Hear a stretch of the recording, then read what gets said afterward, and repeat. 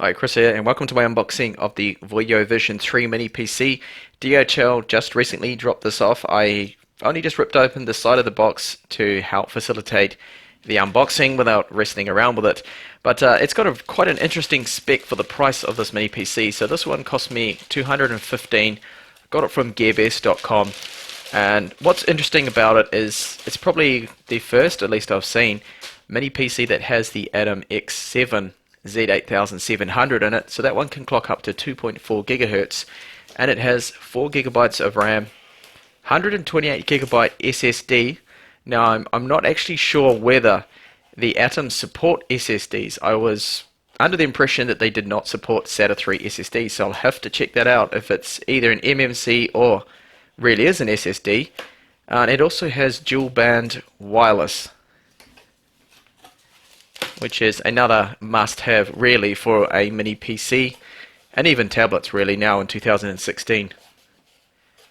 Okay, so there's no bubble wrap around it. Okay, just box in a box.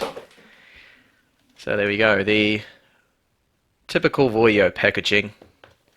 And on the side here, what have we got? The build date, so quite recent.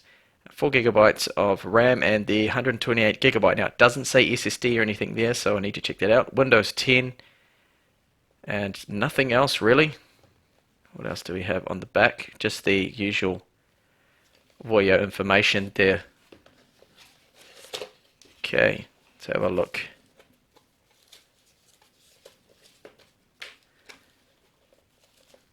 So here it is. Actually, that's very small, very thin.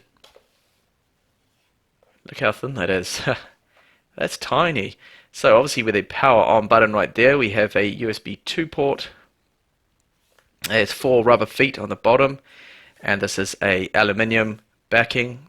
Probably, hopefully, they're going to be using that as a large passive heatsink. And on the back we have 2 USB 3 ports, a 3.5mm headphone jack.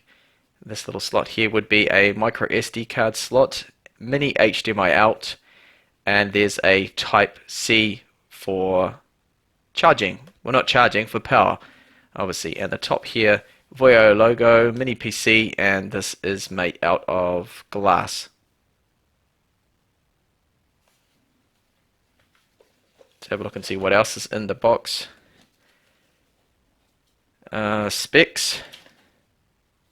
Okay, it's more like a quick guide, not specs.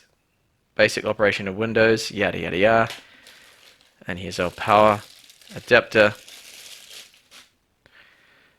Okay, that is rated at 12 volts, 2 amps. And then we can see a Type C plug.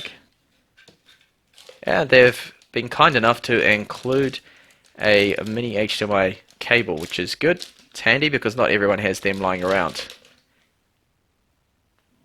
Now I'm just curious to see exactly how thin this is.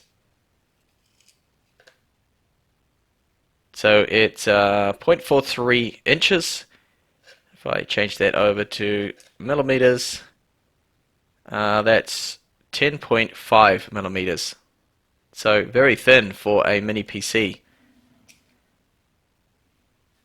So I'm going to get this plugged in and just go through the initial setup, and we'll have a look and see what's in the device manager, if it is in fact an SSD or an eMMC, and also if Windows is going to activate, more importantly, and the free available space. Alright, so it booted up very quick. It was very fast. It literally only took about 15-20 seconds. A hell of a lot quicker than any eMMC.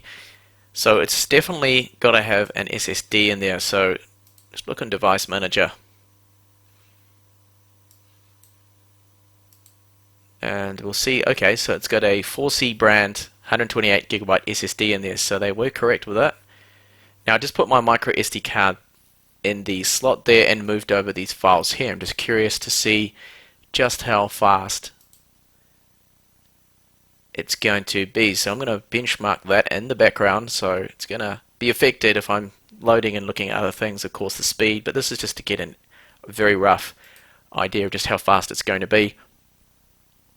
Now the wireless controller is a Realtek. Now this is the one that literally is in 90% of the Chinese tablets I review, and it's not dual band. No way, this is single band 2.4 gigahertz. So bit of misinformation there. Perhaps Voyo had to downgrade it to just the single band. I don't know what's going on there. Now Windows did activate.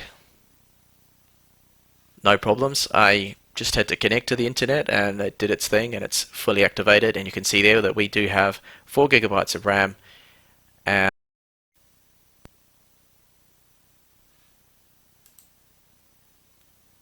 okay, Windows was just doing an update in the background here. It's just updated the display drivers, and nothing really else here interesting I think to show you. There's the Atom X7 Z8700. Bluetooth is on board. Nothing really there else of interest. So that's definitely a SATA 3 SSD. Look at those speeds. Now 4C don't have the fastest SSDs or eMMCs out there. They tend to be quite slow and quite poor, but even so, this is still about 3 times, even 4 times faster than most eMMCs, so that is good to see. And I will just check HW info, which I loaded up, and already it's gotten up to 83 degrees. That's not very good to see. Now the Surface 3 that has the exact same chipset, I did a review of that. That got up to 85 degrees, and it didn't really take too much to get it up to 85. Gaming would push it up quite high, so already seeing these kind of temperatures is not a good sign. Now I'll be back with another video and I will test out some gaming. I'll record it in 1080p 60 frames per second to make sure it looks nice and fluid. I'll test out some games and run through all my typical benchmarks I run. So Geekbench 3, 3D Mark, Ice Storm, CloudGate, and PC Mark as well, just to check out how it runs. And I'll update you too on the thermals, just how that handles it. Alright, so if you're interested in this one, keep an eye on the playlist, and I will be back with the full review in a few days. Thanks for watching. See you later.